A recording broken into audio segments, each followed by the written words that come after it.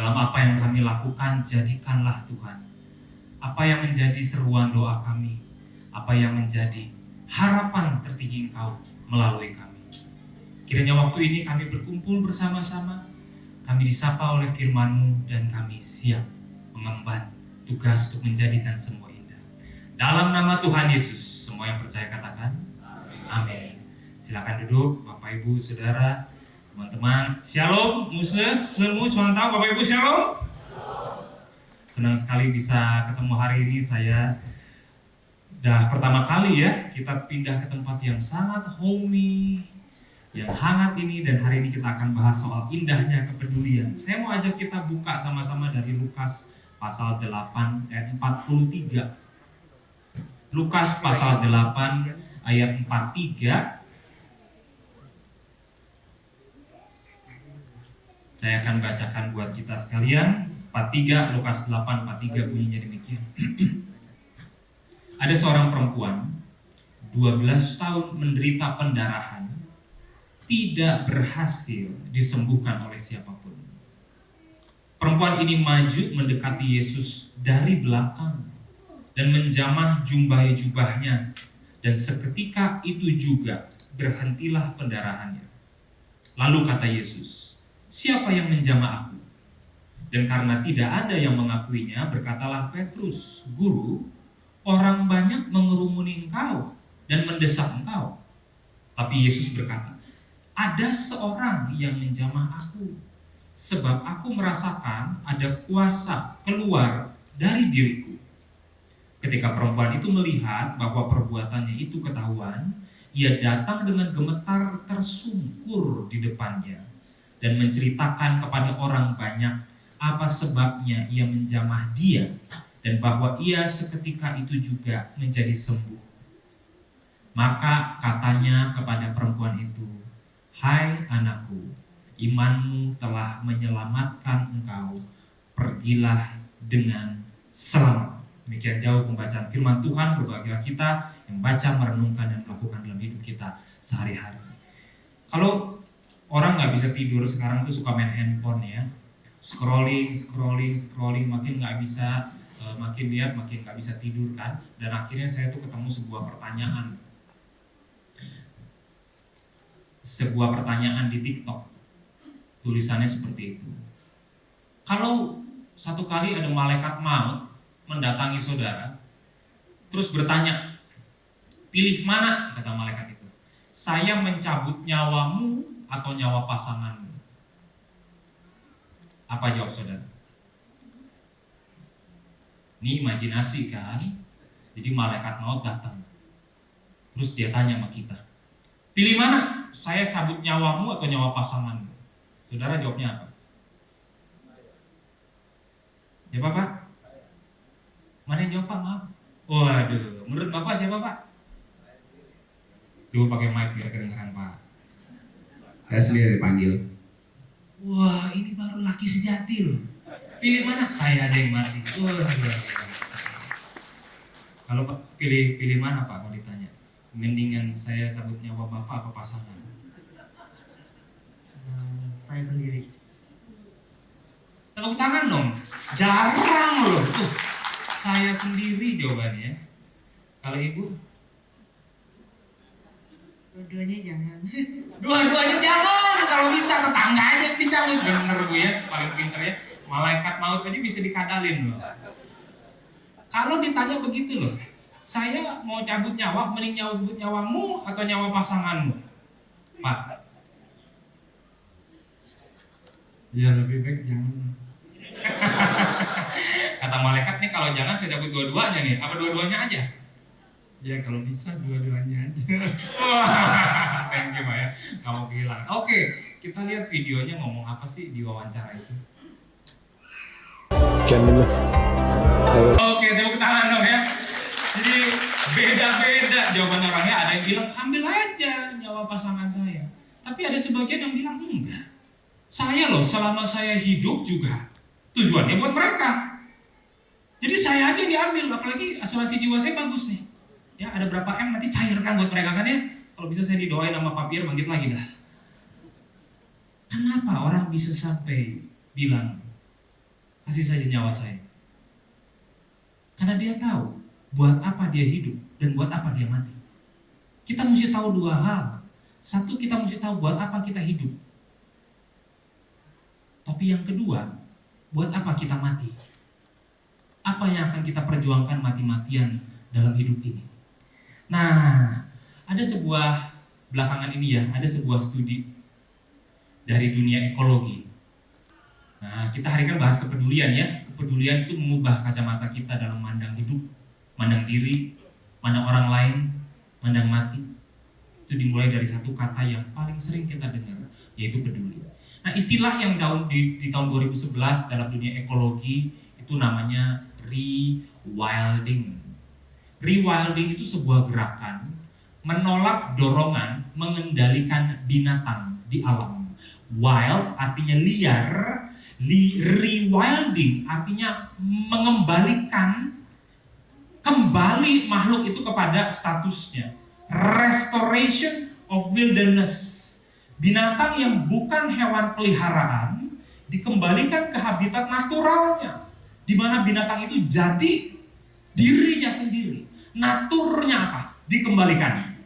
Jadi semua macam satwa yang harusnya natur aslinya di luar mesti dipulangin. Itu gerakan namanya rewilding di dunia ekologi 2011. Wah, dilakukan terus supaya bikin alam ini kembali lagi kepada desain awalnya, tujuan mula-mulanya. Dan istilah ekologi ini punya aplikasi yang signifikan sebetulnya buat semua orang.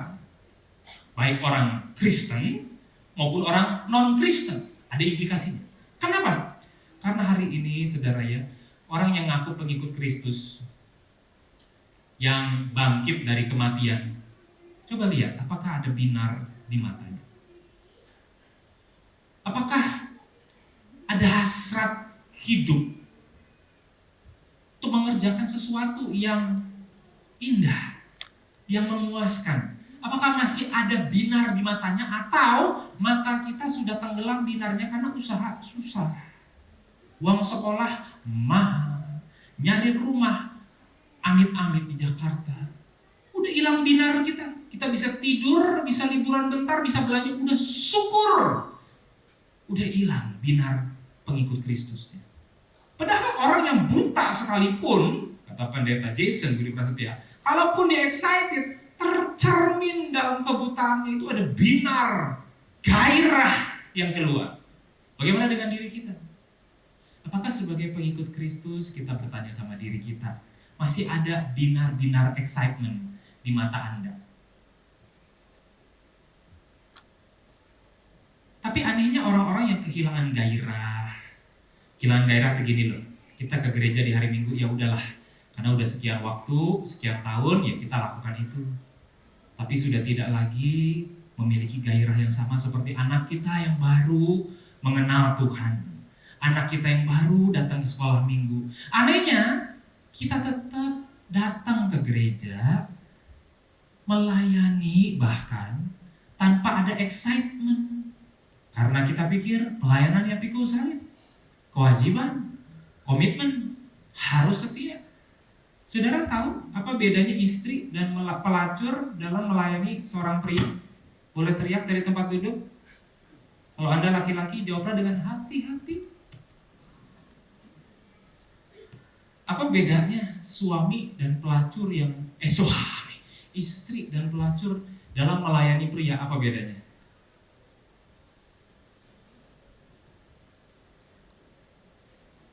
Saya paham kalau bapak-bapak kurang berani jawab ya. Resikonya tinggi. Lu tahu dari mana? Oh ya enggak, itu kan bayangan. Yang benar panjang urusannya. Ibu-ibu deh yang jawab. Apa Bu kira-kira bedanya istri dan pelacur melayani pria?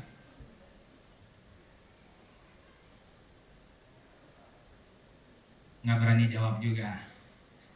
Kira-kira apa sih? Ya barangkali kalau pelacur itu ya dia profesional kan? Dia bisa kasih yang terbaik, senyuman yang termanis, wah luar biasa, nggak pernah ngeluh. Tapi ya demi uang. Setelah bayar, selesai. Nggak ketemu lagi nggak ada dimasakin tuh, masuk angin dikerokin, nggak ada. Selesai, betul bapak-bapak? Hampir ceplosan kata si bapak ya. Nah, ya segitu aja, profesional aja. Nah, banyak orang Kristen hari ini juga melayani Tuhan dengan mentalnya bisa jadi seperti pelacur. Bukan karena kita mengasihi pribadi itu, ya, tapi lebih karena tugas apa yang harus kita lakukan. Itulah kenapa. Mari kita lihat lebih jauh. Banyak gereja sudah menjadi church industry. Semuanya ada sistemnya, mirip bangunannya, desain acaranya, kelas, programnya, tapi sudah menjadi sebuah industri. Ada sistemnya, ada yang begini, ada yang begitu, semua diubah sampai bisa jadi udah kehilangan kepedulian. Oh iya, kita masukkan kepedulian ke dalam program kita, tapi sebagian orang ketika ke gereja itu gelisah. Kok gereja kayak begini ya? Gitu ya. Aduh, bosen di gereja ini. Ada gereja lain di mall ini banyak. Oh, di sekitar kita banyak gereja Jakarta Barat. Menghakimi, gereja nggak berdampak. Karena semua sudah dijinakan. Jadi keliaran itu, bola Injil yang liar istilahnya, kayak tadi rewilding itu, sudah dijinakan by the industry. Sudah menjadi sebuah industri yang rutin. Sudah nggak bikin takut setan. Dulu waktu kita pelayanan mula-mula, hari Minggu mau ibadah, Sabtu anak kita sakit demam. Lalu kita bilang di grup WA, guys tolong doain ya. Besok saya pelayanan. Ini kita digangguin, please. Anakku yang kecil demam 39 derajat, tolong doain ya. Semua doa sama-sama. Aduh tolong doain ya. Saya baru pertama kali main keyboard. Saya nggak tahu mesti gimana. Aduh tolong doain ya. Habis kebaktian, saya mau ajak orang yang belum percaya Tuhan, mau saya doain dia. Dia lagi susah keluarganya. Nggak ada, udah hilang pelan-pelan ketika pelayanan jadi sebuah industri. Disitulah kita merasa kita butuh diliarkan kembali, Bapak Ibu. Kalau kita ini menjadi orang Kristen baik-baik, nah itu bahaya. Karena God doesn't want us to be a good Christian. God wants us to be a dangerous Christian. Kita jalan, setan lihat, yo ampun, ini orang Kristen bahaya. Ini orang Kristen bisa membongkar bangkit kerajaan iblis. Ini orang Kristen bahaya. Kalau Bapak Ibu jalan, setan ngomong apa? Halo bro, gitu. Kenal orang Kristen yang bahaya. Nah, tadi kita dengar cerita ada seorang perempuan yang 12 tahun yang berjumpa dengan Yesus. Dia itu sakit pendarahan. Di zaman itu, orang yang datang bulan saja itu nggak boleh ketemu orang, nggak boleh keluar ruangan, nggak boleh ikut seremonial, nggak boleh ikut pelayanan, nggak boleh ikut apapun, karena dianggapnya di zaman itu abad 1 dia itu najis. Itu kalau datang bulan. Ini orang pendarahan 12 tahun. Kalau dia pendarahan 12 tahun, maka dia itu dicap apa? Pertama, najis. Dan bikin orang yang tahir menjadi najis. Dalam bahasa kita, dia ini perempuan haram. Kalau dia ngobrol sama orang di tempat umum, orang itu jadi haram. Kalau itu orang haram, dia nggak boleh ke gereja, istilah kata hari ini mah. Dia nggak boleh ngajar, nggak boleh ke gereja. Tinggal di satu rumah, dia pendarahan, satu rumah tuh haram. Zaman dulu kalau orang haram, dia mesti mandi dulu ke Danau Galilea, ada ritualnya, penyucian, baru dia bisa ketemu Tuhan, baru dia bisa menunjukkan diri kepada ahli Taurat, orang Farisi. Dia itu najis, bikin orang yang lain jadi najis di sekitar dia. Jadi dia dikucilkan, dia tidak boleh tinggal di komplek, di kota, dia mesti tinggal di luar. Dia nggak boleh ada tinggal di tengah khalayak, nggak boleh, mesti keluar karena dia najis, karena penyakitnya. Dia nggak boleh mendekati yang suci, karena yang suci bakal rusak sama dia.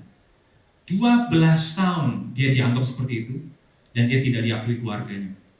Ya karena semua di keluarganya kalau berhubungan sama dia akan jadi haram juga. Nah sekali waktu dia bilang, aduh ada Yesus kan, asal ku jamah saja jubahnya, pasti aku sembuh. Sebetulnya Alkitab tidak pernah punya sejarah orang jam pegang jubah Yesus sembuh itu nggak ada. Dari mana perempuan ini menganggap kalau saya pegang ujung jubahnya saya sembuh? Itu tahayul. Jadi bahkan dia itu percaya sama Yesus ya saudara ya, itu lewat tahayul. Imannya aja iman yang kurang oke gitu loh, lewat tahayul. Terus singkat cerita, sembuhlah dia. Waktu dia sembuh, tahu nggak jamah jubah itu gimana? Bukan gini loh, asal ku jamah jubahnya. Sembuh. Nggak gitu. Dia mesti berlutut, merayap dan dia pegang. Diam-diam, sembunyi-sembunyi. Karena kalau orang tahu dia ada di situ, wah diusir. Bahkan bisa dilemparin batu. Sebab dia bikin rabi jadi najis gara-gara dia. Kan dia lakukan dengan diam-diam. Tapi Yesus malah mengekspos, mempertontonkan. Siapa itu yang megang jubah-jubah? Dalam hati perempuan itu, ya guru, saya udah diem-diem, kamu malah bikin aku jadi ketahui semua orang. Kenapa? Kenapa Yesus membuat kesembuhan perempuan ini jadi publik, jadi diketahui semua orang? Ada 4 alasan. Pertama, Yesus bilang ke semua orang, ada perempuan ini, dia udah sembuh. Alasan pertama, Yesus mau agar wanita ini tahu bahwa dia sudah clean. Yang berhak memutuskan clean, halal, dan unclean, haram. Itu di bait suci. Yesus sengaja expose di depan publik supaya perempuan ini tahu bahwa dia sudah sembuh setelah mendengar pernyataan resmi dari Yesus. Sebab kadang dalam diri kita yang paling butuh dengar Injil pertama-tama diri kita. Yang paling butuh diingatkan, engkau adalah anak Allah, diri kita. Yang paling perlu terus diulang di kepala, Kristus hidup di dalam dan bersama engkau, diri kita.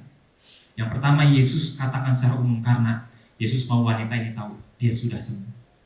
Alasan yang kedua, Yesus mau agar orang lain tahu bahwa dia sudah sembuh. Jadi ini sekarang kalau tadi diri orang, semua orang lain biar tahu ini dia udah clean. Dia tidak boleh lagi diusir, dia tidak boleh lagi dikucilkan, dia udah clean. So semua orang, perhatian, dia udah bersih. Dia boleh tinggal di antara kita. Alasan yang ketiga, agar wanita ini jangan berpikir dia itu mencuri berkat dari Yesus. Sehingga dia tidak perlu lagi merasa bahwa dia harus bersembunyi dari Yesus. Dia bisa merasa sungkan, dia bisa merasa, aduh ya udahlah, ya saya udah dapat kesembuhan, tapi saya mesti sembunyi dari Yesus karena saya dapat berkat ini dengan mencuri dari dia.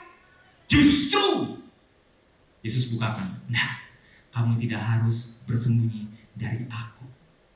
Dan alasan yang paling indah adalah alasan keempat, agar Yesus dapat memberkatinya dengan cara yang khusus, yaitu memberinya gelar kehormatan yang tidak pernah kita lihat Yesus berikan kepada siapapun. My daughter. Yesus memanggil seorang anakku, my son, my child, dan lain-lain, saudaraku. Tapi my daughter atau anakku perempuan hanya kepada perempuan ini, gak ada yang lain. Di seluruh Injil panggilan my daughter cuma diberikan pada perempuan ini. Siapa dia? Namanya pun kita gak bisa betul-betul tahu. Itu kepedulian kepada orang yang paling susah. Karena kepedulian, Tuhan mengangkat dia yang tidak pernah dipandang, bahkan mengangkatnya menjadi daughter. Yesus bukan angkat ponakannya, keluarganya Herodes, keluarganya orang dari Yohanes Pembaptis. Yesus angkat seorang perempuan yang 12 tahun pendarahan menjadi daughter. Nah, Bapak Ibu dan saudara-saudara sekalian, hiduplah melihat teladan Yesus, driven by love, not fear. Driven by love, driven by care. Mengejar yang dia cintai, mengejar hati Tuhan dalam hidup ini.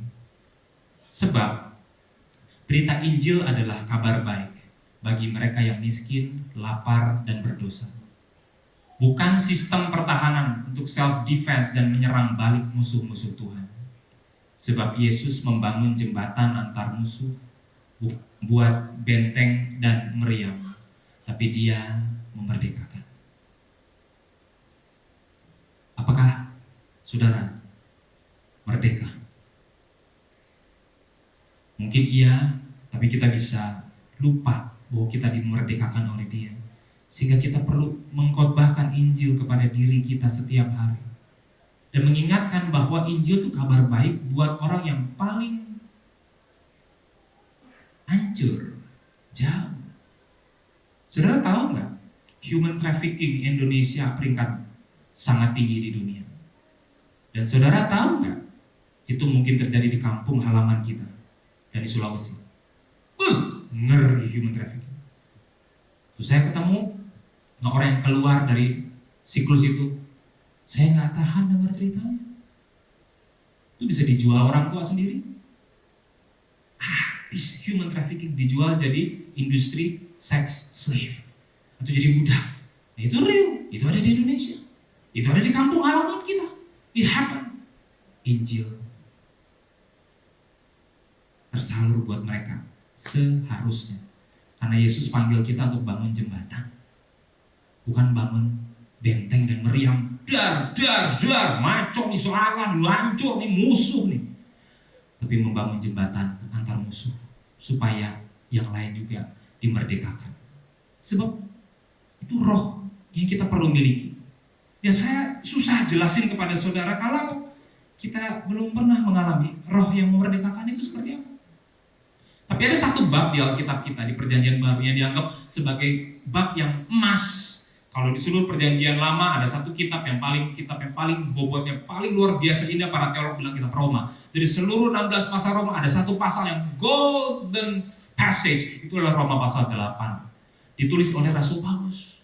Orang yang sangat pandai dalam ilmu Yahudi, tapi juga filsafat zaman itu, Epikurian, Stoik, hari ini Stoik terkenal lagi kan ya. Filsafat Yunani, awalnya dia benci sama Yesus, tapi kemudian dia jadi pengikut Yesus. Bahkan orang yang dengan sangat detail menjelaskan, mengeksplorasi pengajaran Tuhan Yesus. Dan di seluruh pengajaran dia, center teologi pada teologi Paulus dalam menafsirkan ajaran Yesus. Apa center teologi Paulus dalam mengajarkan tentang apa yang Yesus ajarkan? Ada di Roma 8. Apa isi Roma 8? Waktu kita bergumul dengan rasa bersalah, baca Roma 8. Artinya dia antidot terhadap rasa bersalah. Jika bergumul dengan dosa, baca Roma 8. Jika kita menghadapi masa yang lagi sulit dalam hidup kita, baca Roma 8. Apabila kita lagi di transisi hidup, di kerjaan yang baru, tempat yang baru, dan semuanya kita jadi bodoh lagi dari nol, baca Roma 8. Kalau kita tidak tahu bagaimana mesti berdoa, karena pikiran begitu penuh dan gak ada jalan keluar, baca Roma 8. Jika tidak yakin kita dikasih Tuhan atau enggak, baca Roma 8. Ntar baca ya di rumah ya. Ini yang dianggap sebagai emas ya, dari seluruh Alkitab ada di sini. Dan salah satu inti yang paling indah di Roma 8 ada di ayat 2. Roh memberi kita hidup, telah memerdekakan kamu. Cuma orang yang pernah merdeka, yang ngerti rasanya merdeka. Kalau nggak ngerti merdeka, ya udah hidup ya seperti yang kelihatan. Ada satu kemerdekaan yang dibawa di situ. Dan Yesus jelaskan Roh Kudus pun adalah roh yang membawa kemerdekaan itu, yang mengajarkan semua, yang diutus dalam nama Tuhan, dibebaskan dan mengajarkan semua yang Yesus ajarkan. Apa sih yang Yesus ajarkan? Karena begitu besar kasih Allah akan dunia ini, aku datang bagi yang terjebak, yang sakit, yang tidak berdaya. Yang Yesus lakukan, dia mengampuni perempuan yang berzina, beri harapan bagi yang putus asa, beri hidup bagi yang mati. Yesus buat orang-orang yang direndahkan hingga menjadi not human, menjadi manusia lagi. Karena gini loh saudara sekalian, dunia ini mengubah, kalau tadi bicara rewilding, kita yang manusia menjadi not human melalui dua aspek. Satu, kita bisa direndahkan sedemikian rupa sampai jadi lebih rendah dari manusia, jadi not human. Atau kita bisa ditinggikan sedemikian rupa sampai tidak jadi not human, jadi separuh dewa dan lain-lain. Buat orang-orang yang ditinggikan sampai jadi not human, ahli agama, orang yang sok rohani, orang menghakimi segala macam, Tuhan Yesus bilang, kamu keturunan ular beludak, terlihat bagus di luar, di dalamnya rusak, kelihatan suci, hebat, tapi kamu adalah kubur yang di kapur putih. Kamu tahu siapa kamu? Kamu telah menjadi not human. Kamu butuh diselamatkan. Sama seperti mereka yang direndahkan jadi not human, seperti pelacur dan tax collector. Yesus membuat orang-orang yang ditinggikan sampai di not human kembali menjadi manusia lagi. Ada yang direndahkan sampai jadi not human seperti ini, aset. Saudara tahu mereka yang jadi sex slavery, kalau mereka hamil melahirkan, Bekas sesar sakitnya kayak apa? Itu bisa diinjek saudara. Setelah operasi. Kita ke kucing aja nggak sesadis itu ya. Manusia dijual, dirantai, direndahkan sampai jadi not human. Itu terjadi. Indonesia nggak usah jauh-jauh lah. Ya kampung halaman kita lah. Ya rumah daerah kita lah. Terjadi. Orang direndahkan sampai jadi not human. Di sisi lain, orang bisa ditinggikan sampai jadi not human. Ada orang-orang yang mengklaim dirinya seperti Tuhan atau suaranya Tuhan. Disembah sampai kakinya dicium kayak gitu. Ditinggikan sampai jadi not human. Kayak sekarang di Netflix lagi ada film ini kan ya. In the name of God. Pakai nama Tuhan, mengaku dirinya adalah Yesus yang datang. Tuhan yang menjelma jadi manusia. Ini kasus di Korea Selatan. Ditinggikan sampai jadi not human. Kalau human kan manusia ya. Not human itu ya entah di bawah manusia atau di atas manusia. Yesus datang buat kembaliin lagi jadi manusia. Roh Allah memerdekakan kita dari godaan yang merendahkan kita jadi not human. Saudara pernah kerja dan direndahkan sedemikian rupa. Roh Allah memerdekakan kita dari semua godaan yang merendahkan kita. Jadi tidak manusia. Tapi Roh Allah juga memerdekakan kita dari semua tuntutan yang meninggikan kita untuk jadi not human. Kita bisa lalu berasa jadi not human, lebih tinggi dari manusia yang lainnya. Karena kita punya A dan B, koneksi A dan B, dan semua yang luar biasa, kita jadi not human. Yesus datang untuk menganulir kedua itu. Mematahkan rantai itu. Bagi saudara yang pernah sedang atau hadapi berbagai tuntutan, Tuhan membebaskan Anda sebebas-bebasnya untuk jadi manusia lagi.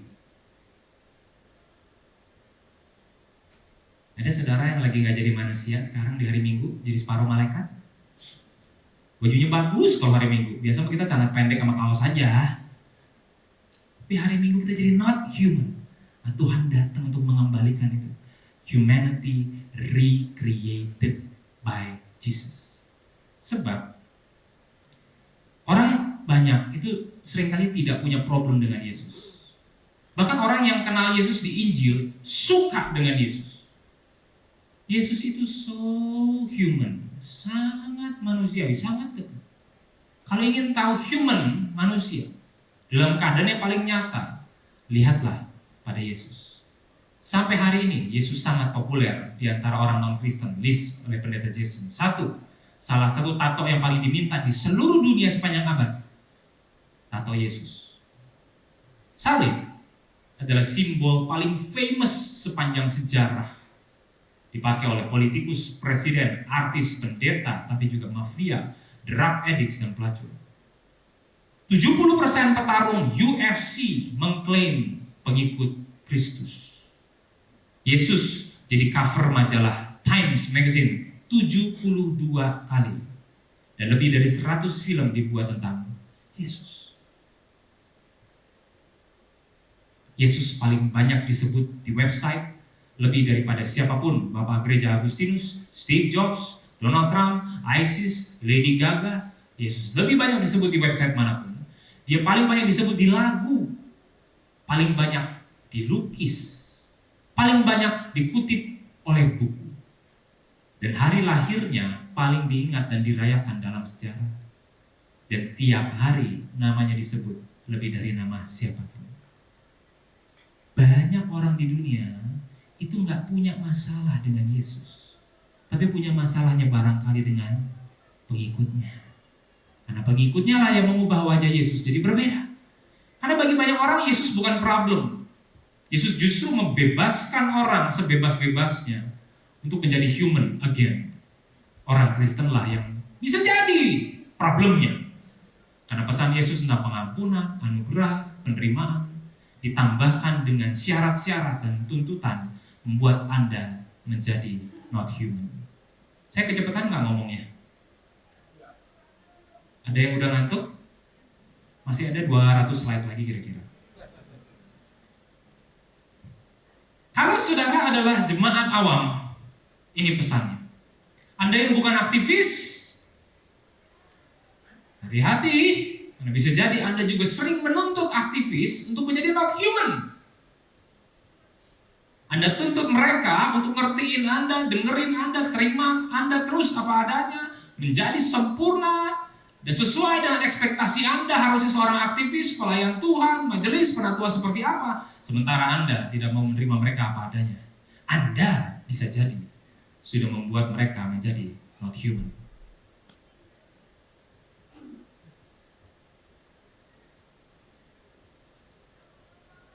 Bagi Anda yang melayani Tuhan, saya sebut aktivis.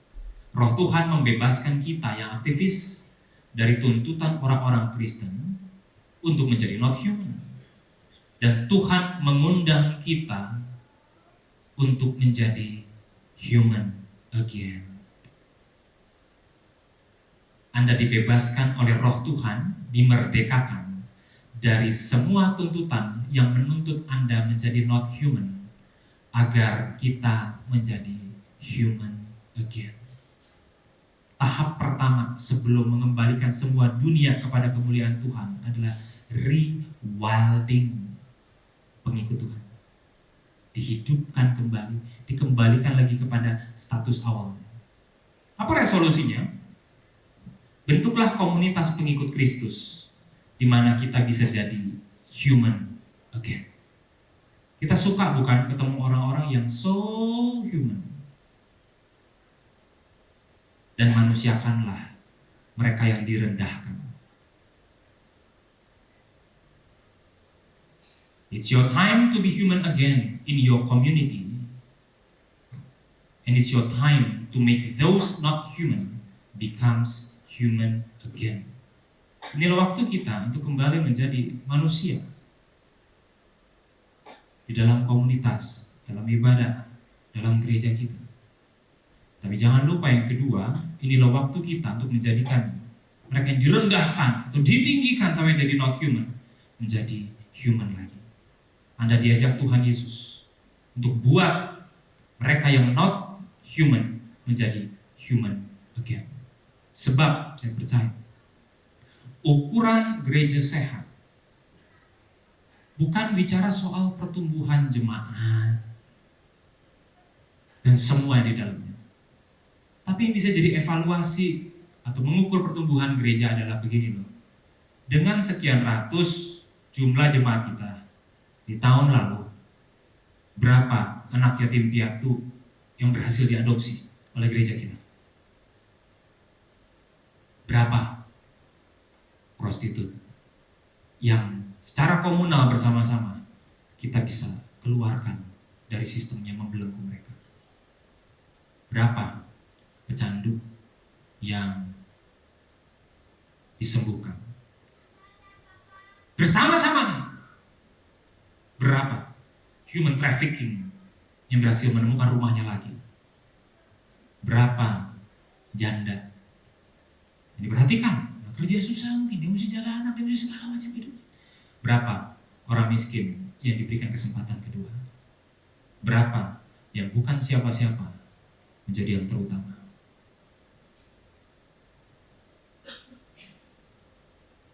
Kenapa ada yayasan Parachurch di luar gereja?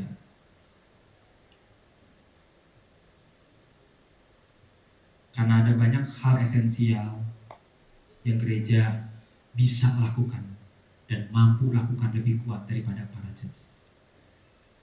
Waktu di Cilegon, di Lampung ada penutupan gereja.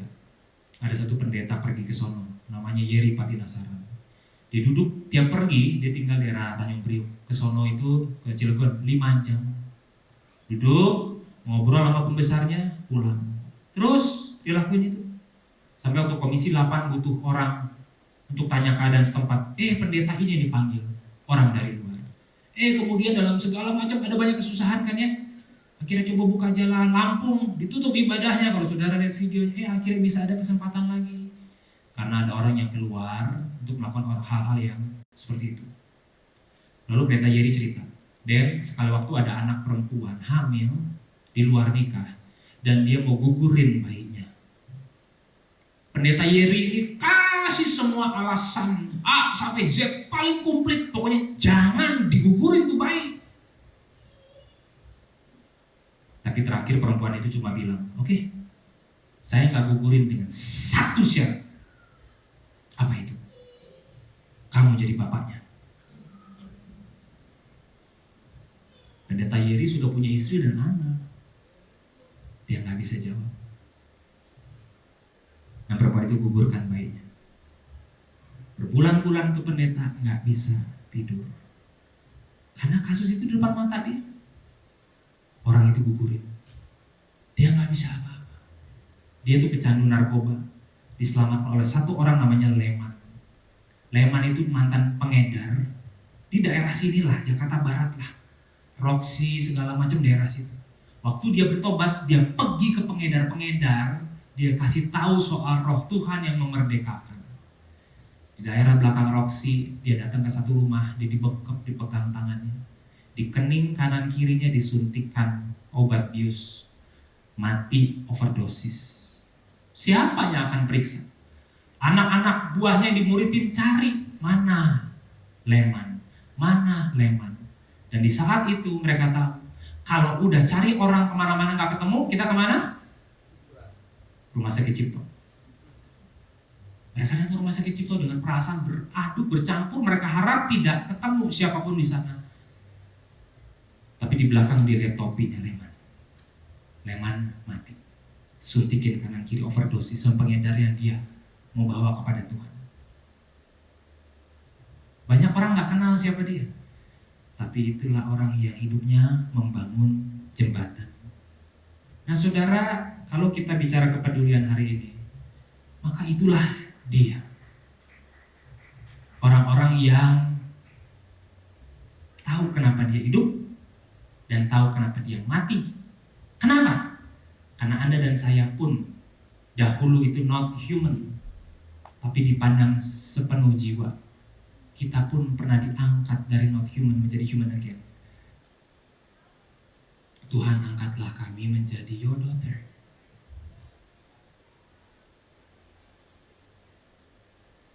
Kami yang mungkin tidak memiliki orang tua yang percaya kepada Tuhan. Kami yang mungkin sudah ditinggal mati oleh orang tua kami. Kami yang mungkin tidak punya siapa-siapa untuk memenuhi hidup kami. Bahkan kamilah yang menopang hidup orang tua kami. Saudara yang terkasih di dalam Tuhan, siapa yang hari ini mau berdoa dan berkata, Tuhan Yesus, I'm your daughter too.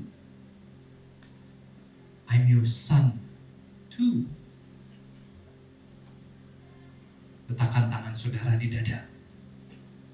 Mana di tempat jantung kita berada. Berkata, Tuhan, angkat aku jadi anakmu lagi ya. Karena kami juga exhausted, worn out, habis dilindas hidup yang berjalan dengan cepat. Take me back, bawa aku kembali menjadi your little child again. Siapa di antara saudara yang seumur hidup belum pernah jadi anak siapapun? Karena Anda sudah dipaksa dewasa sejak kecil. Berjuang, lawan arus, dan jadi seorang yang tidak ada duanya. Engkau pun dipanggil to be God's daughter and son. Duduklah di tempat di mana saudara duduk. Dan berkatalah, Tuhan, di masa memutih rambutku dan bungkuk badanku, tetaplah aku ini anak-anakmu. Seperti hari kemarin. Silakan taruh tangan di jantung saudara untuk mengingatkan setiap detak yang kita miliki adalah detak yang dia anyam dalam kandungan ibu kita ketika dia memanggil, my child you are. Siapa lagi?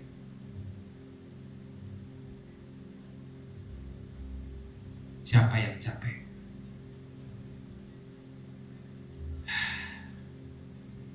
Datang pada Yesus and find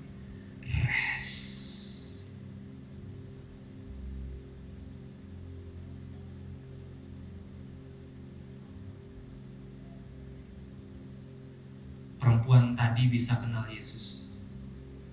Karena dia dengar dari orang lain yang sudah ngalamin sebelum.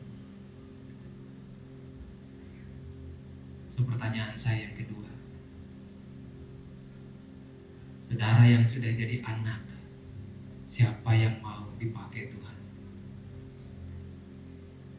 untuk membebat luka dunia yang menderita ini, yang pergi membangun jembatan kepada perempuan-perempuan yang demikian, kepada laki-laki yang demikian, di tempat saudara masing-masing. Ambillah komitmen dengan serius dan taruh tangan di dada.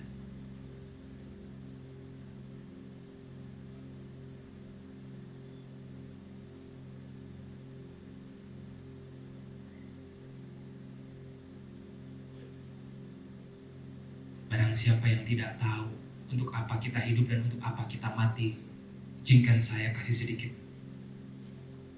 Bukan hanya untuk suamimu dan istrimu saja kau hidup dan mati, tapi kepada orang-orang yang tak bersuami dan tak beristri, yang tak berorang tua dan tak berumah dan tak bermasa depan. Engkau dipanggilnya. Karena kepedulian bukan hanya terjadi di dalam rumah Tuhan, tapi juga di rumah bordil, di rumah penjagalan, di rumah sakit, di rumah-rumah yang paling gelap di mana pengedar dan pecandu berkumpul. Mereka pun akan datang pada Yesus melalui. Siapa yang mau dipakai Tuhan untuk mengubah, mentransformasi usahanya, bisnis dan pekerjaannya lebih jauh untuk melakukan, memanusiakan manusia? Taruh tangan di dada.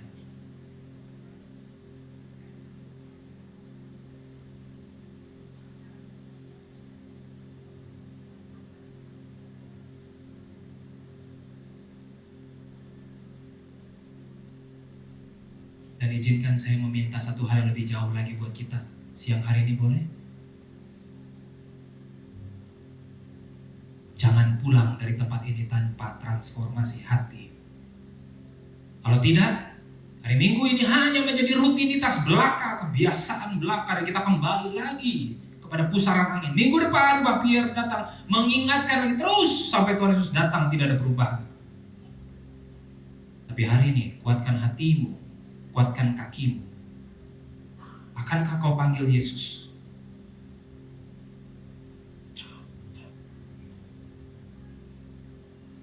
Sebagai keluargamu yang paling dekat. Dan akankah kita menjadi perpanjangan tangannya? Saudara sudah taruh tangan di dada. Dengan hormat saya minta saudara menguatkan hati dan menguatkan kaki untuk berdiri di tempat saudara masing-masing. Kenapa? Bukan buat saya, bukan buat Pak Pierre, supaya saudara ingat, aku serius. Butuh sekali. Saya tidak suruh saudara untuk menjamah jumbai kaki Yesus. Saya minta saudara berdiri tempat saudara, berkata-kata dengan doa pribadi. Kalau saudara seminggu ini nggak berdoa, nggak baca Alkitab, nah this is the time. Berdiri di tempat saudara yang tadi sudah taruh tangan di dada dan berdoa sama Yesus. Dua hal. Satu, saya bilang Yesus, I have no one. Saya nggak punya backing. Orang tua nggak ada. Aku sebatang kara berjuang. Aku butuh Engkau. Berdiri di tempat saudara. Kuatkan hatimu, kuatkan kakimu. Dan yang kedua, siapa yang mau berjanji, Tuhan, pakai aku untuk dunia yang terhilang ini. Pakai usaha, talenta, bisnis, jaringan, semua yang kupunya. Membawa orang-orang yang terjauh mendekat ke kaki Yesus dan tersungkur pula menyembah dan beribadah bersama-sama kelak di tempat ini. Bangkit berdiri.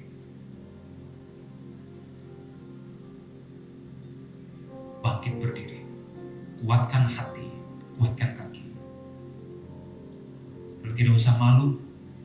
Sebab kita semua satu level di sini. Kita manusia. Nggak ada yang bawa kita lebih rendah atau lebih tinggi. Jadi kuatkan hati. Jangan keraskan. Kalau Roh Kudus bilang, "Hei, capek ya? Come and find rest. Come and stand up." Yang kedua, siapa yang berkata, "Tuhan, aku hidup dan aku mati. Tolong supaya aku punya dampak, supaya bisnis, kerjaku, profesiku, di rumahku tidak sia-sia." Saudara sudah bangkit berdiri.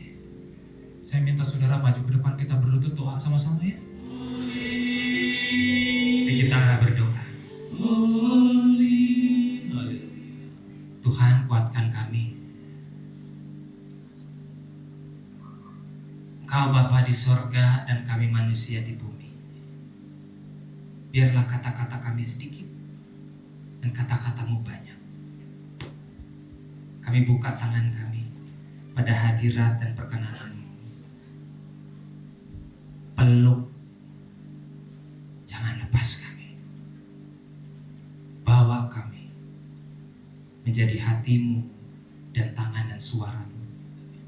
Bersama gereja Tuhan di GKJ Season City, bersama Pak Pierre, we are one family.